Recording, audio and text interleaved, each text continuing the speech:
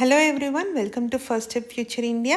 இந்த வீடியோவில் நம்ம பார்க்க போகிறது என்சிஆர்டி கிளாஸ் 8 அவர் பாஸ் 3 ஹிஸ்ட்ரி புக்கில் சாப்டர் 2 பார்ட் 3 வீடியோ தான் நம்ம பார்க்க போகிறோம். ஸோ பார்ட் 2 வீடியோவில் என்னென்ன மாதிரியான ஸ்ட்ராட்டஜிஸ்லாம் பிரிட்டிஷ் யூஸ் பண்ணி கொஞ்சம் கொஞ்சமாக இந்தியாவில் அவங்களோட பவரை எக்ஸ்பேண்ட் பண்ணாங்கன்னு நம்ம பார்த்தோம். ஸோ அந்த மாதிரி எக்ஸ்பேன்ஷன் பண்ணும்போது நம்ம எல்லா இந்தியன் கிங்டம்ஸும் அவங்களுக்கு ஹெல்ப் பண்ணல, ஒத்துழைச்சு போகலை. நிறைய பேர் அவங்கள எதிர்த்தும் நின்னாங்க. அந்த எதிர்த்து நின்னவங்கள எப்படி க்ரஷ் பண்ணாங்க, எப்படி அவங்கள ஓவர் த்ரோ பண்ணாங்கன்றது தான் இந்த வீடியோவில் நம்ம பார்க்க போகிறோம்.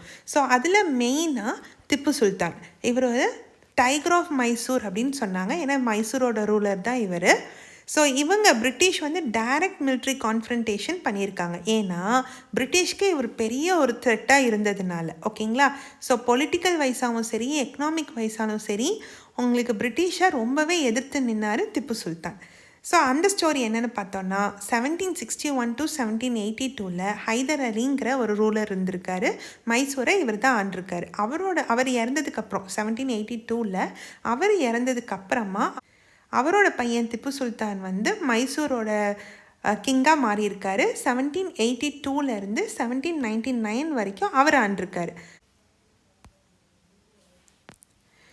ஸோ திப்பு சுல்தான் பார்த்திங்கன்னா ரொம்ப ரொம்ப லாபம் கொடுக்கக்கூடிய, ரொம்ப ஃப்ளரிஷாக இருக்கக்கூடிய ட்ரேடிங் சென்டரான மலபார் கோஸ்ட்டை அவரோட கண்ட்ரோலில் வச்சுருக்காரு. அங்கே பெப்பர் அண்ட் கார்டமம்க்கு இவர் தான் ஹெட் மாதிரி. ஓகேங்களா?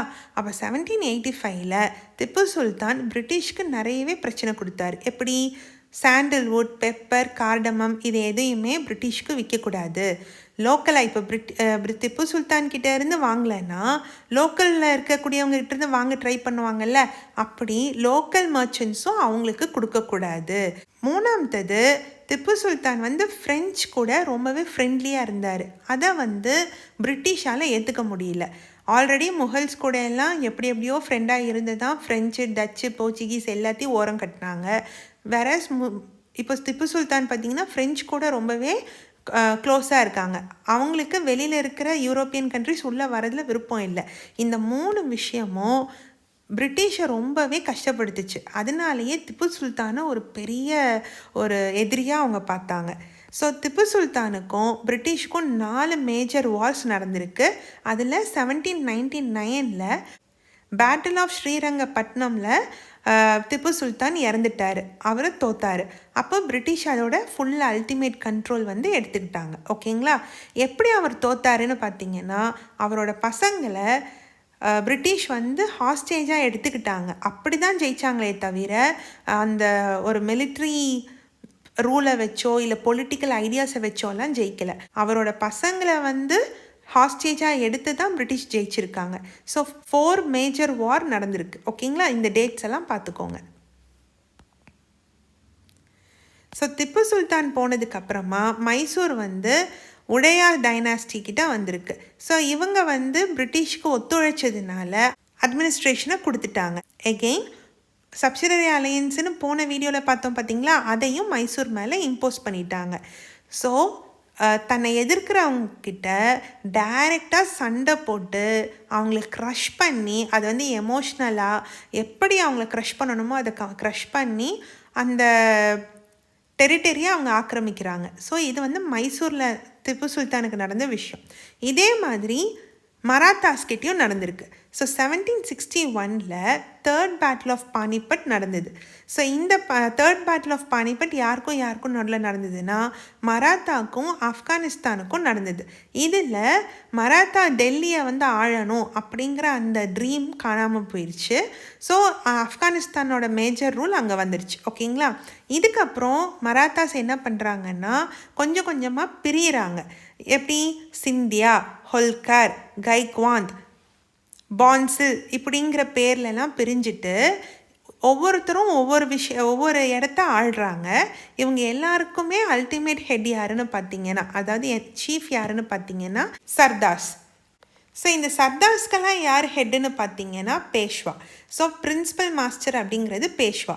ஸோ இவங்க மராத்தாஸ். ஓவராலாக இவங்க எல்லாருமே சேர்ந்து தான் மராத்தாஸ். ஓகேங்களா?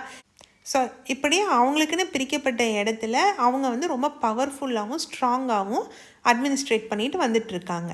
இதில் பேஷ்வாங்கிறவர் எஃபெக்டிவ் மிலிட்ரி அண்ட் அட்மினிஸ்ட்ரேட்டிவ் ஹெட்டாக இருக்காங்க. எங்கே இருக்காங்க? பூனேவில் இருக்காங்க. ஓகேங்களா?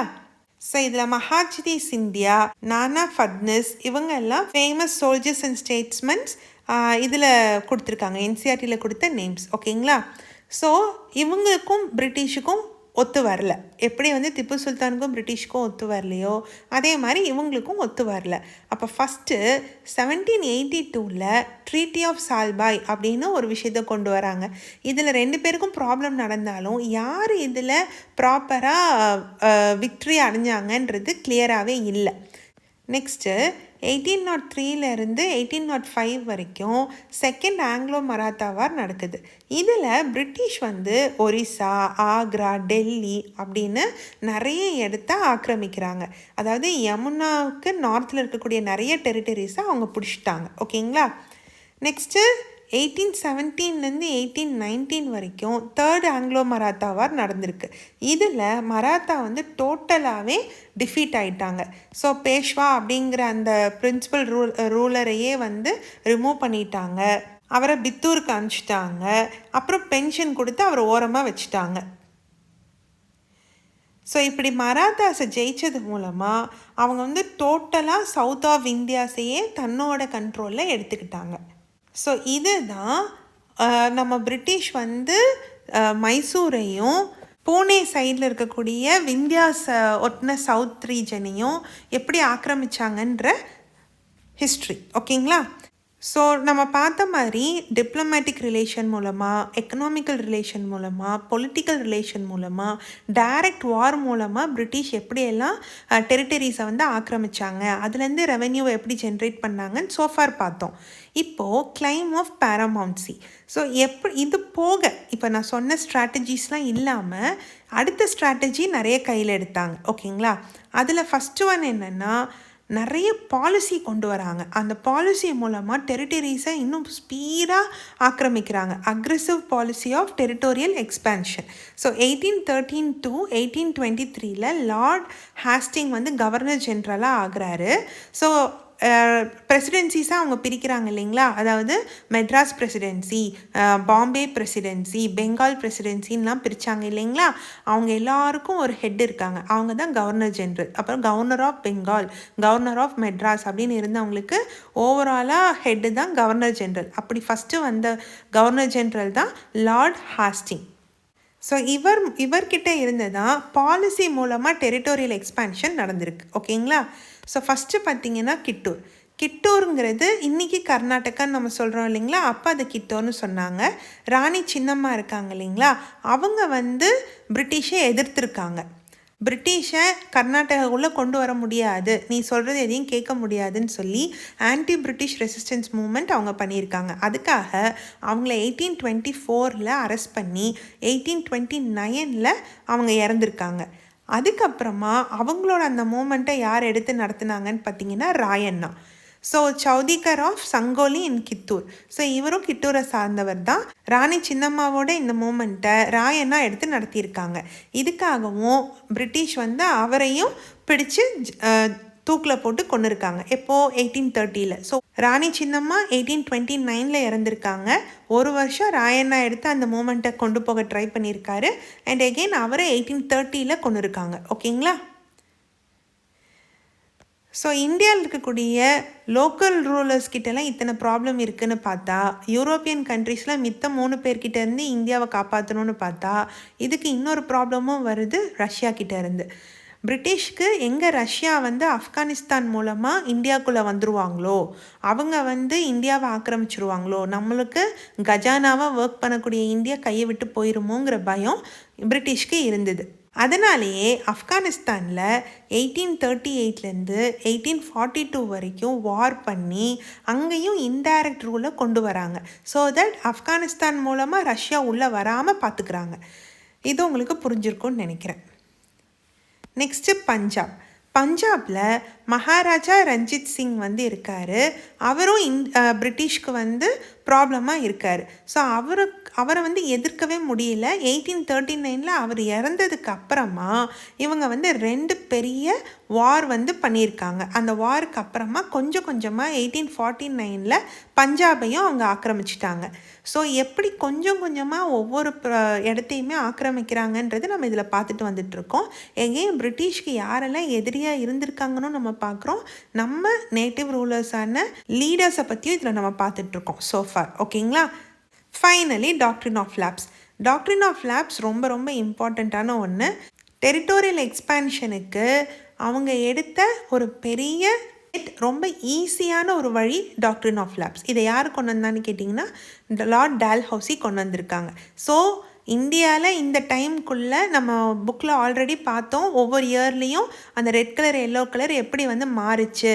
கொஞ்சம் கொஞ்சமாக இந்தியாவை வந்து மெஜாரிட்டி ஆஃப் பிளேசஸ் வந்து பிரிட்டிஷ் ஆக்கிரமிச்சிட்டாங்க.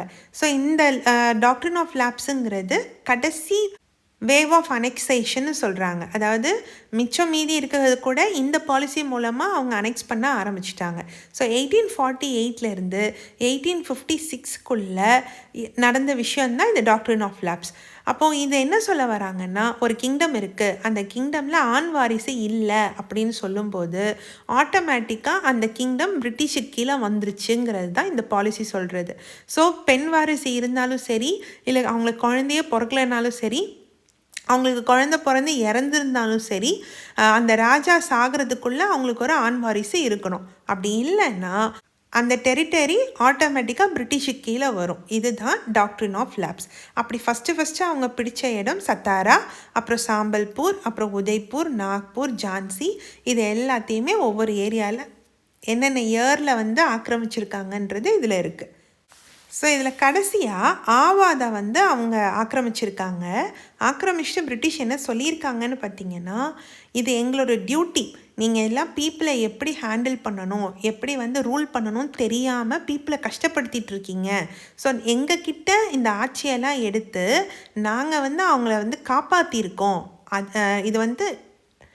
இது வந்து எங்களோட ஒரு டியூட்டி அப்படின்னு சொல்லியிருக்காங்க. இந்த மாதிரி லேண்டையெல்லாம் ஆக்கிரமித்து ரூலர்ஸ் எல்லாத்தையுமே பப்பட்டாக மாற்றுறதும், பீப்புளை அவங்க கண்ட்ரோலுக்கு கீழே கொண்டு வரதும் அவங்களோட டியூட்டின்னு அவங்க சொல்லியிருக்காங்க. ஓகேங்களா? ஸோ இதை கேட்ட உடனேயே நம்ம பீப்புளுக்கு பயங்கரமாக கோவம் வந்து, அவங்க ஆவாத் பீப்புள் இருக்காங்க இல்லைங்களா, அந்த ஆவாத் மக்கள் வந்து கிரேட் ரிவோல்ட் ஆஃப் 1857, அதாவது ஃபஸ்ட்டு வார் ஆஃப் இண்டிபெண்டன்ஸ்ன்னு நான் சொன்னேன் இல்லைங்களா, அதில் பங்கேற்றிருக்காங்க. ஓகேங்களா? ஸோ இது வரைக்கும் இந்த வீடியோ போதும். சாப்டர் 3 வீடியோ இதோட முடிஞ்சது. நெக்ஸ்ட் வீடியோவில் நம்ம பார்க்கலாம். தேங்க்யூ.